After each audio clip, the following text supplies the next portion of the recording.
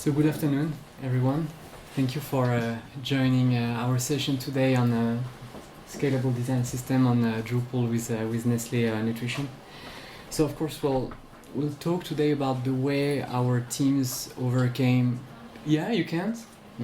Can we raise the volume some? You probably need close to the mic. Okay. Is it better? Even closer. Oh wow. Okay, so thanking you for being here today with us, discussing deploying design systems at scale with Nestlé Nutrition on Drupal.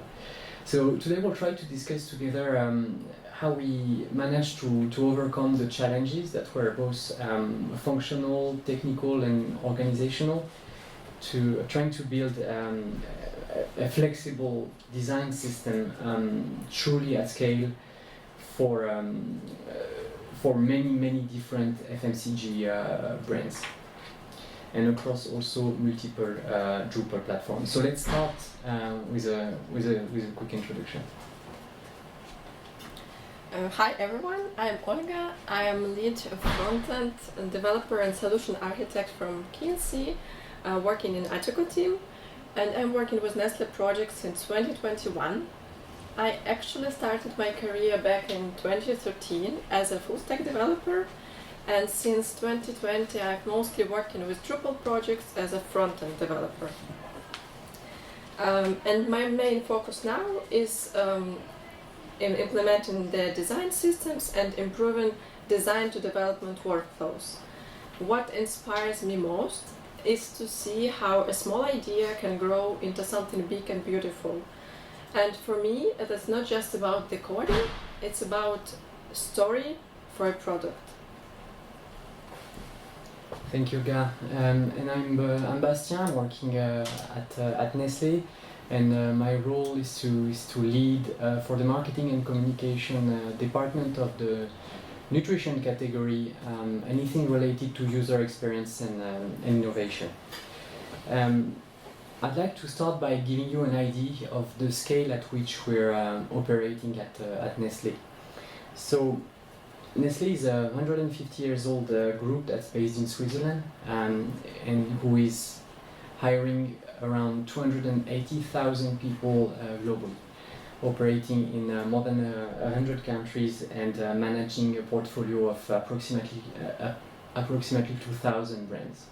And the nutrition category in there is one of the 5 key pillars of this organization, and is providing nutrition solutions for parents from the moment they are planning to conceive, and to kids up to 3 to 5 years old under the supervision of the World Health Organization and healthcare professionals worldwide in over 60 markets and managing more than 100 different brands, identities globally. So this is the scale we're talking about. Over next 45 minutes, you will hear a story how we managed to unify more than 100 brands look and feel in over 60 plus markets and running it over 100 websites built on 3 separate code bases on Drupal. So this is truly a story on how we turned something that was a legacy system, pretty chaotic, into something that was more scalable, reliable, and very importantly more accessible.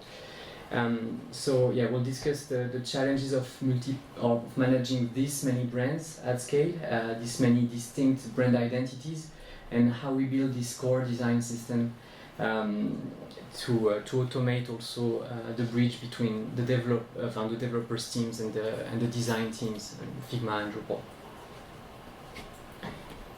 So yeah, 2 years ago I start with this new role.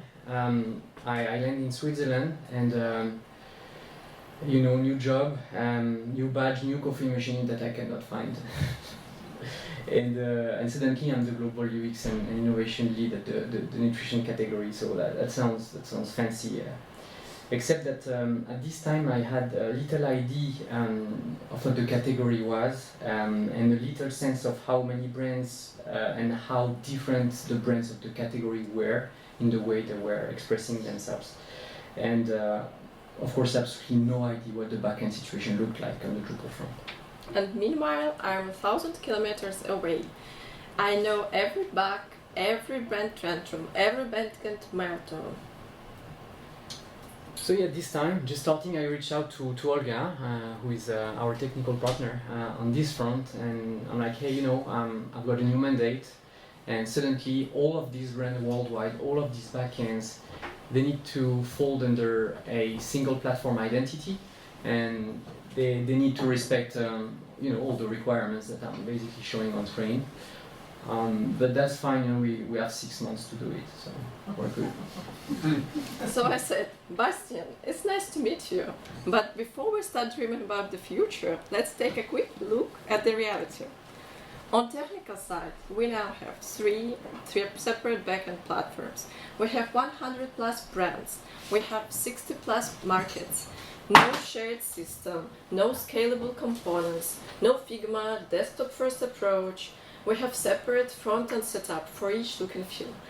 We have hundreds of pages with custom CSS and handcrafted HTML. So I asked Bastien, should I apply for permanent sick leave? Or do I have actually a plan how we can deliver everything was requested? No, I didn't have a plan, but I had hope. But hope doesn't compile. Well, I still had some kind of idea, right?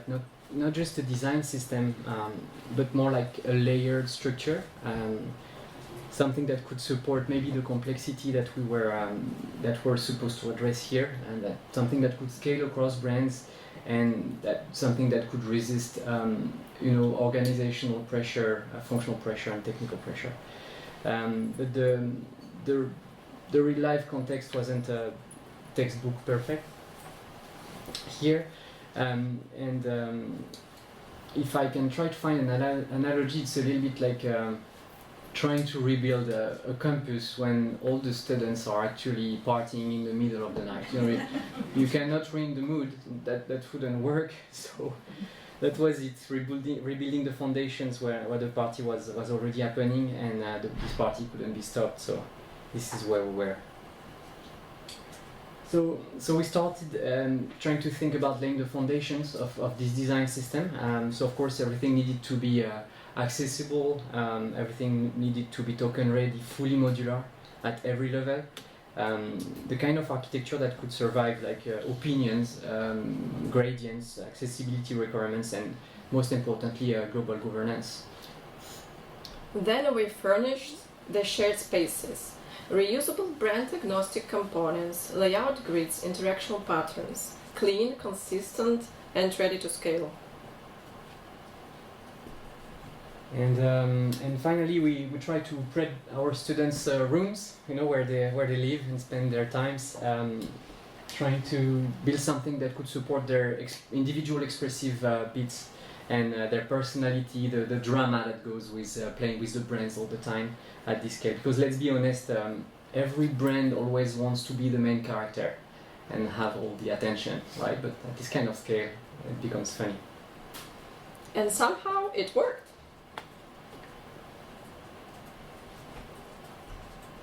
So with more than 100 different brand variations and this many markets, because on every market you have a team managing the content as well. We need something, again, flexible, efficient, optimized for Figma collaboration, and also provide a single source of truth for both designers and developers. So we quickly entered a performance challenge, because the Figma modes that were initially built to support this, they couldn't handle more than 5,000 variables, and when you're playing with 100 brands and you start playing with the variables, this is a blocker, and very, very fast. So it became too heavy, too slow, and we couldn't work with that.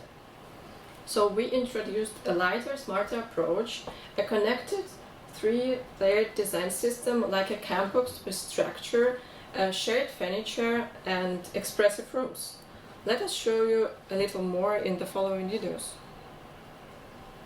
So this is the core layer. This is truly the foundational layer of all design decisions that we made.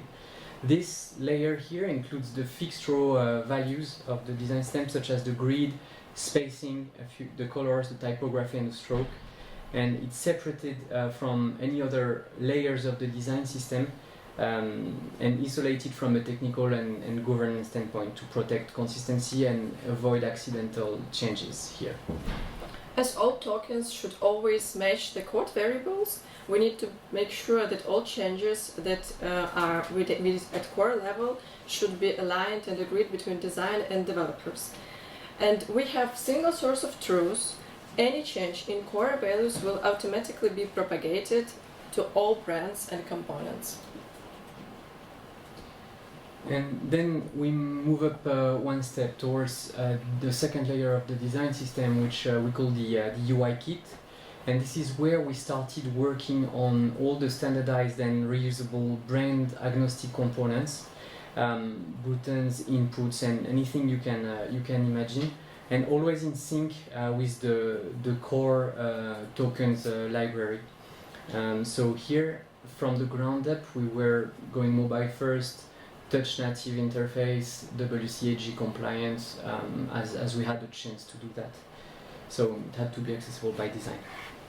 And we have a playground for developers to explore all possible options and component states. And the third layer then that we call the brand starter kit, and here we can create as many as we want, and it's truly the expression layer. It contains the brand tailored flexible attributes, the content module also. This is where we build the templates for each brand when we need to show any kind of design. And new brands can be easily launched by creating a new starter kit without duplicating the entire system, and rolled out of the box by connecting the appropriate values, tokens and themes. And our 3-layer architecture in Figma mirrors the front-end architecture on Drupal. We have our core level, this is our Tailwind configuration, we have our UI kit level, this is our design system with the full list of components that we are using, and we have brand starter kit layer is a Drupal theme for each brand. Yeah, so well, 6 months later, we didn't just survive, and I'm still here working for Nestlé, meaning that at some point something worked, and we managed to create this shared language that's always easy to see on paper between the developers and the designers. So this was successful and shared across the organization. This system did scale. It's now live, and those foundations were actually flexible enough so that brands would get on board and not stop the project. And I think we didn't even break production. Well, not that often. So, yeah, I think as any weird project, you start with the impossible, and then we try to build something that makes it possible, and then you end up on stage very timid and trying to talk to an audience like you. So that's how we designed the 3-layered system. So not just component, but this framework. And we needed to enforce 3 key things. So consistency and clarity, with clear separation of roles and responsibilities between the foundation layer, the shared component layer, so the UI kit and the brand layers. The second is future-proofing. We can add new brands and platforms without breaking existing ones. And the third one is flexibility, that any brand identity can be present through overrides without breaking the system.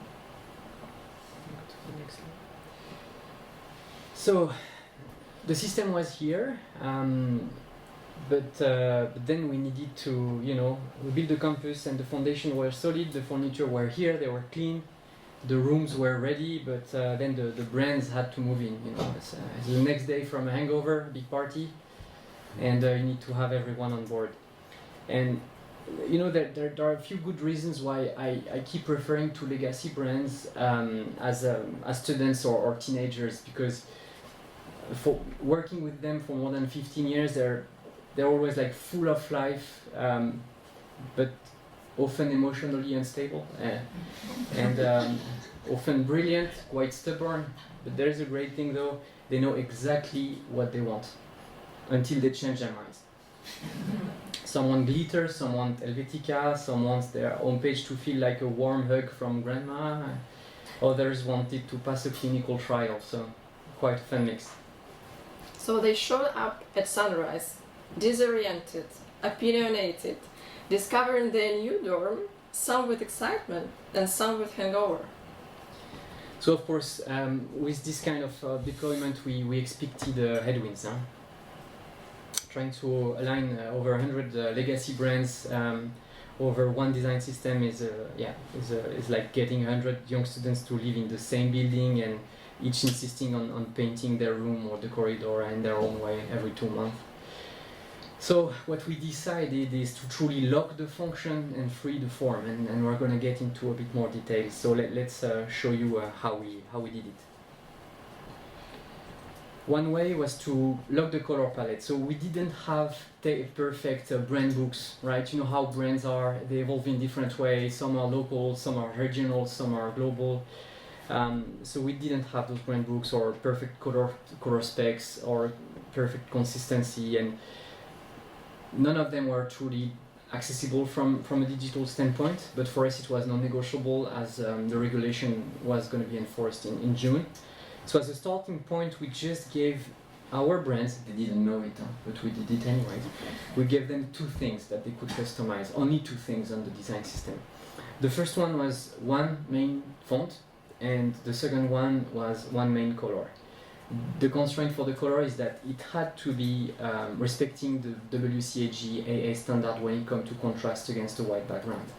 And then what we did from that single color, that's the only thing we requested an approval from 100 brands.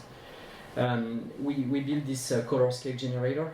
So you input one color and it generates the full color system with all the gradients and all the inversions, making sure that everything is accessible from a contrast standpoint.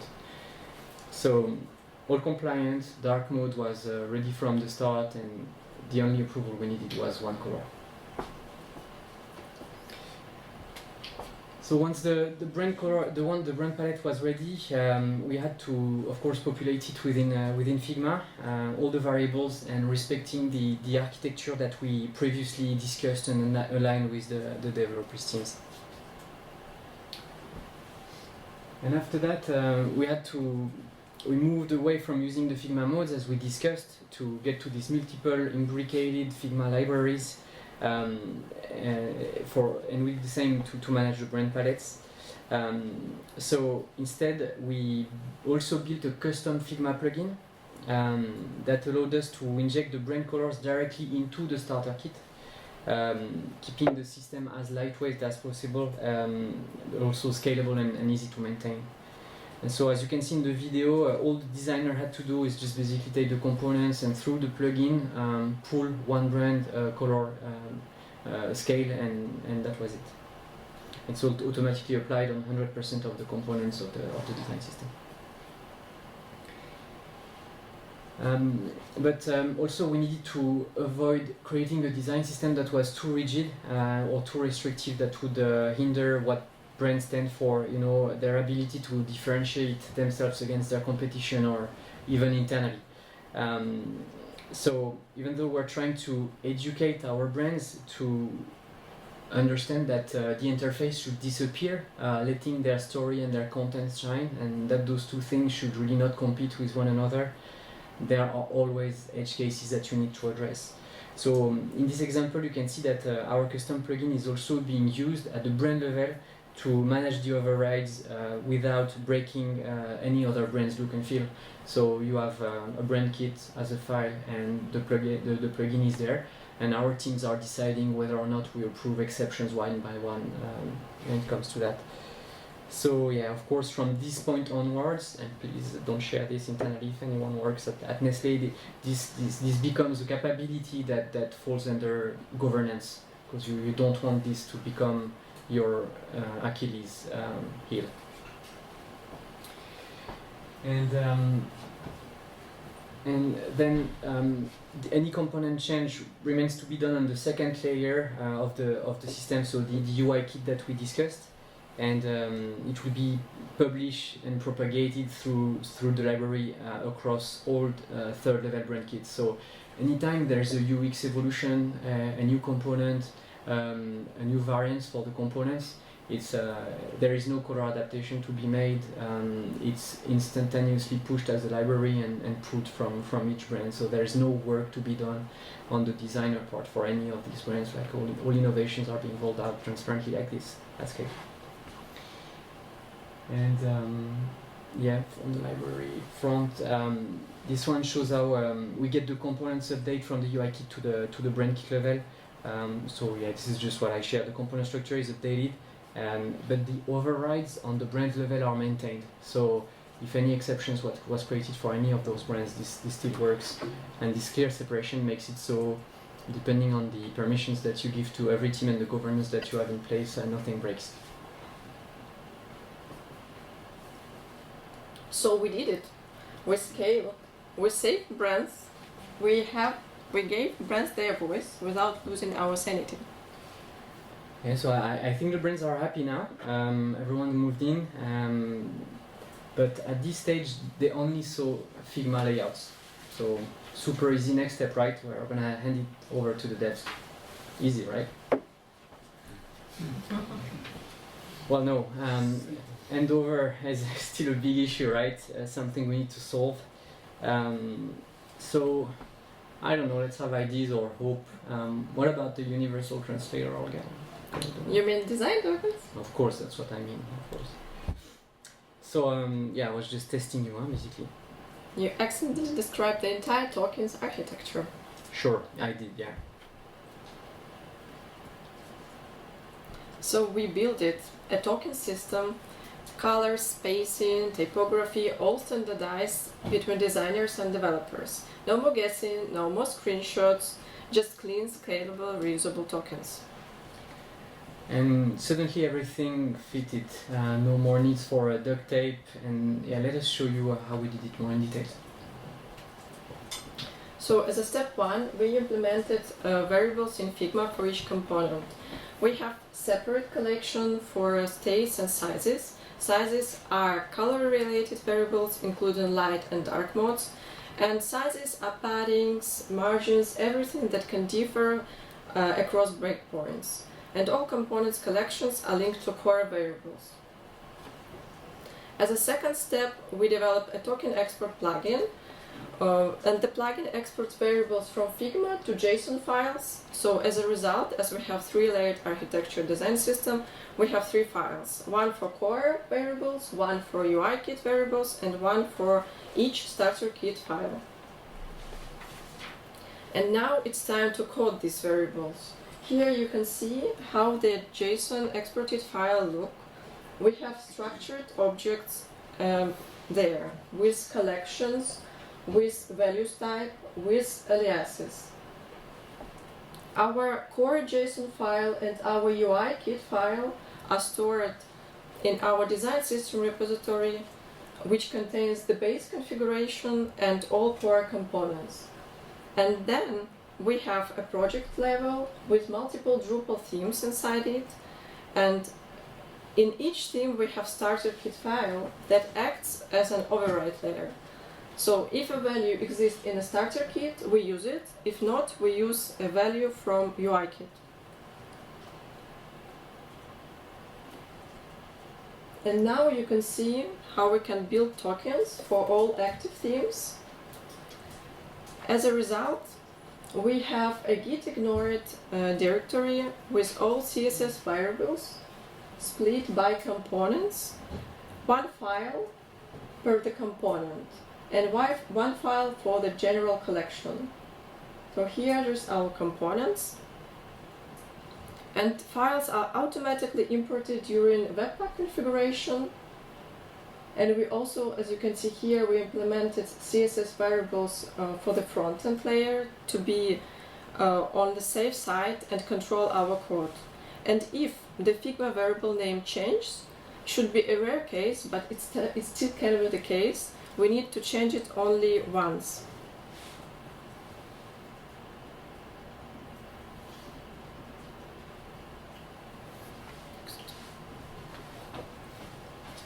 So now, as we have all variables built, we can test our code in Storybook. We updated and exported tokens for our main brand and for two additional ones. As you can see, the buttons look different, and we have different border radius, we have different paddings. Everything is updated automatically without any extra coding. And all values match the Figma tokens, and we even can use different color palettes and stay accessible compliant. So yeah, let's pause on accessibility for a minute. We all know this topic requires a combined effort between people in charge of the content, people in charge of the design, and people in charge of the technical implementation. And in our case, we're lucky somehow because we're able to bake in those accessibility requirements as soon as we redesign this all of the components from scratch. So the result here is that over those 100 plus websites, all the markets and all the brands, we went from around 30% adherence to the WCAG AA standard to around 90% and over 90% today as soon as we rolled out this new design system. So we didn't only reach, of course, the corporate goals or the regulatory goals that were set for any company, but we hope this will actually help people, as 15% of the population worldwide is affected by some kind of disability. So we didn't just build a bridge, we built a pipeline and we made it safe for all brands, personalities and schizophrenia. And Pastel and Helvetica and whatever one of our brands would call like golden sunshine with a hint of nostalgia, you know. We gave every brand a voice, but we tried to make sure that they sang in harmony with 100% token coverage in all of the core components, and we maintain that. And we stopped deploying panic.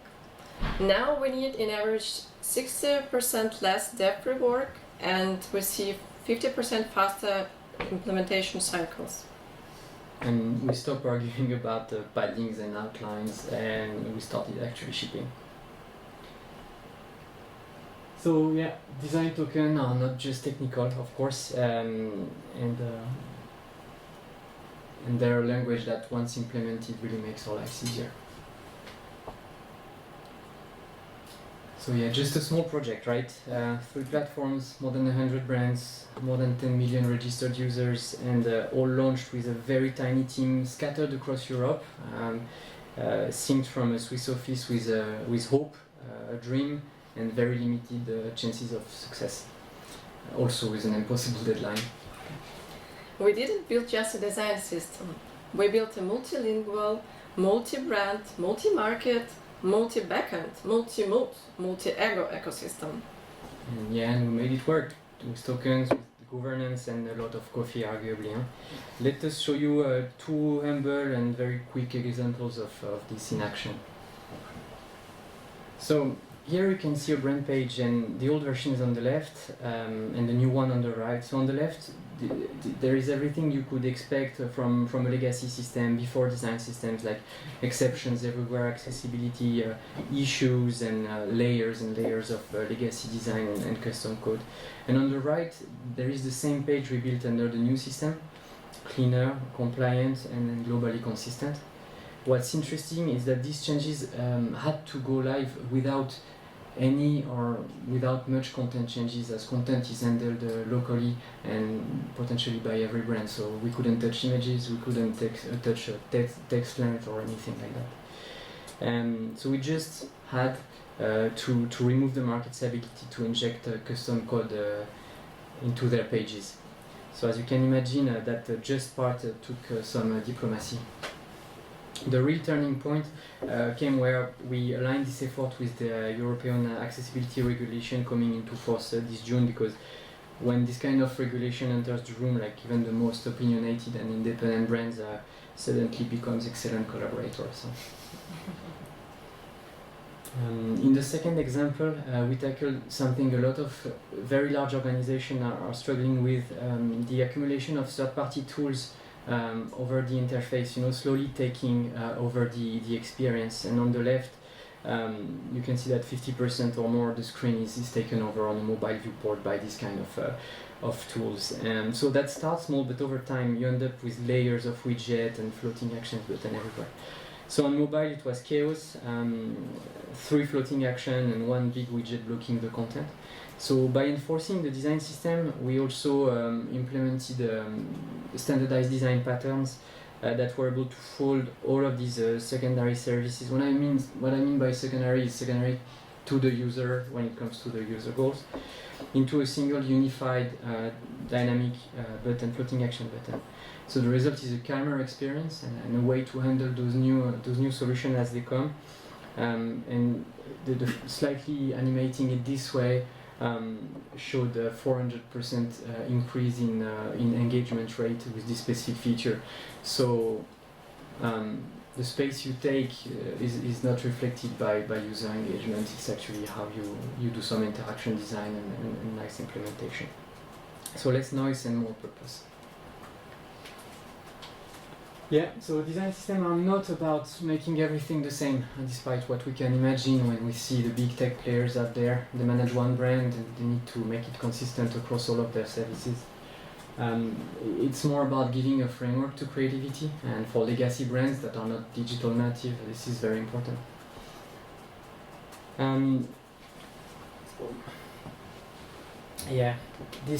Having this library of components that we didn't have before and getting rid of all of the custom code that was out there gave us the opportunity to start working on the experience itself instead of the bricks of the experience. And this starts with scalable templates. So starting with arbitrary page structures that each market had built, and then we're working the components, and without retouching the content, we're now trying to leverage page templates, standardized page templates globally, with an improved user experience and a predefined content architecture based on these design system components. And if we manage to do that, and when we manage to do that, of course we'll be able to improve our ability to roll out innovation and then continuous improvements over time. On technical side, we have 3 types of Drupal configuration. Brands can be launched on path approach, on subdomain, or even on a separate domain, and can be deployed in days, not in weeks. And we're now in a position also with this library of components to move strongly into the semantic approach and the semantic readiness for AI optimization, because we are now in a position to better align the visual components with the data structure that lays behind them, and to improve the large language models retrievability and therefore the share of brands, the share of voice for our brands when it comes to the use of those AI systems. So, if you ever find yourself in a position to architect, build, or contribute to a design system initiative, here are the learnings we would like to share with you. Yeah, they're quite obvious, right? We're trying to grow a system at scale and to maintain it. And we're trying to architect some kind of universality when it comes to the design, but we need to make it customizable. We need to take our time in educating our partners, our business partners, as brand managers are not necessarily, a great brand manager is not necessarily a great digital architect or a great UX designer. And of course, as soon as it's aligned between the dev team and the design teams, never underestimate the power of a good token. So we know that we already feel that the future doesn't belong to interfaces, right? It will belong with cognition and understanding. People don't want to interact more with technology. We see quite the opposite, actually. They want technology that understands them and their context. And I think this is what design systems are becoming. Not a visual framework, but more the hidden intelligence architecture that supports brand clarity, retrievability, and meaning in a world where interaction tends to become more and more frictionless, instinctive, and hopefully almost invisible over time. So, thank you. Thank you.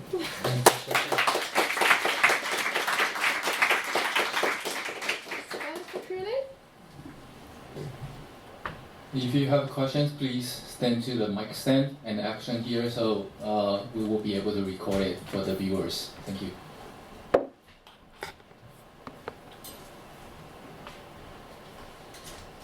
So how do you manage upgrades? You create a whole system, so Drupal upgrades, then adding new design systems, like components into the whole value chain. So it all starts with the business requirements, of course.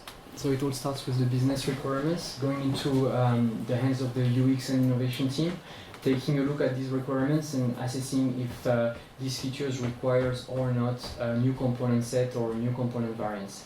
Once this is decided, we update the UI kit and the components in question.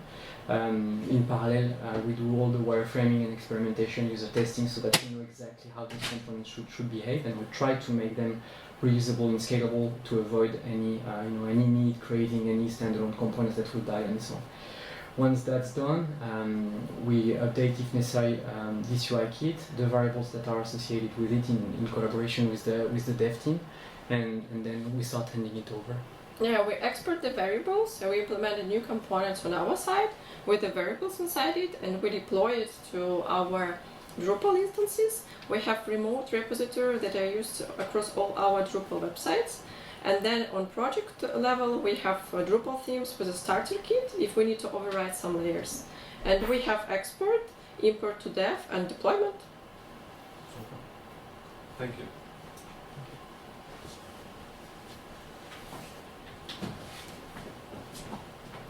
Hello. You're both wonderful storytellers, by the way, and the campus analogy was really helpful to understand. It was really fun to see you both present together, so thank you for doing that. I'm curious, you mentioned nutrition is one of the 5 key pillars. Have you shared this approach internally? Are the other 4 looking to follow? Like, how is it going now that this was so successful? I for sure hope that this is being noticed, but I can unfortunately not discuss internal topics like this. But we did our best, so that could be scalable beyond one category for sure. Any other questions?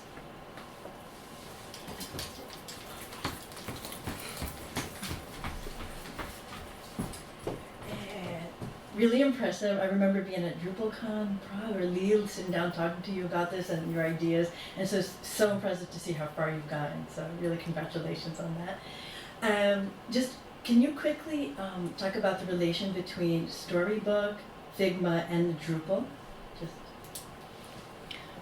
On Storybook, we have the same templates that we are using in Drupal. So it's a way to test for front-end developers and for designers to check the spacing, the colors, basically to do everything that connects with QA testing.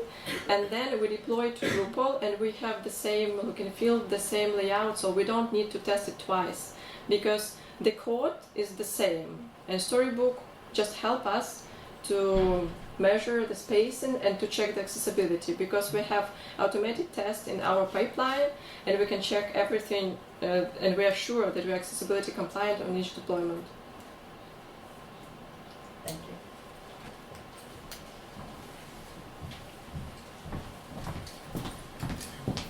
First of all, this is great work.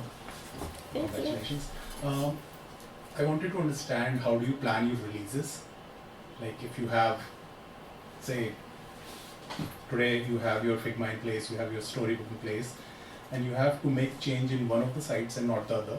That's how do you plan the release? And then at the same time, if one of your sites need a specific change, only to a component for that matter, that has to go live. So how do you plan a site-specific change or different sites releases in your releases?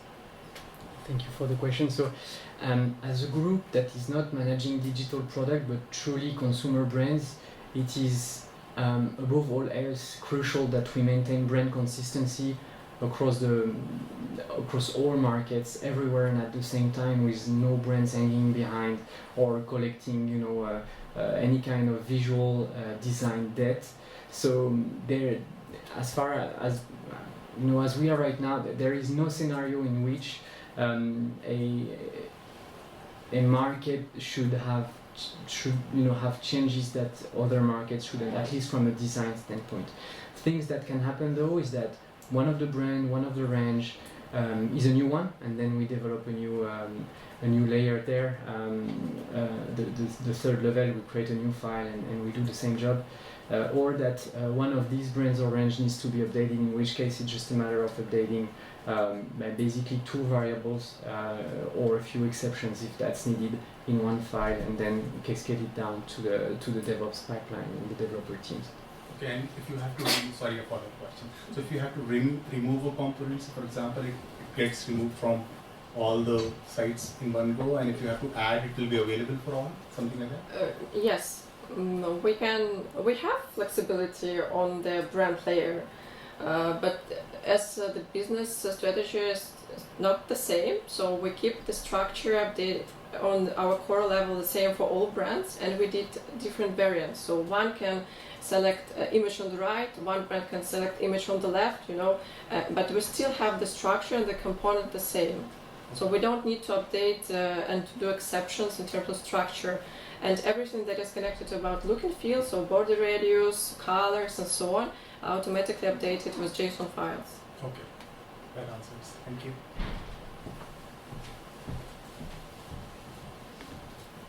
Okay. Thank you very much.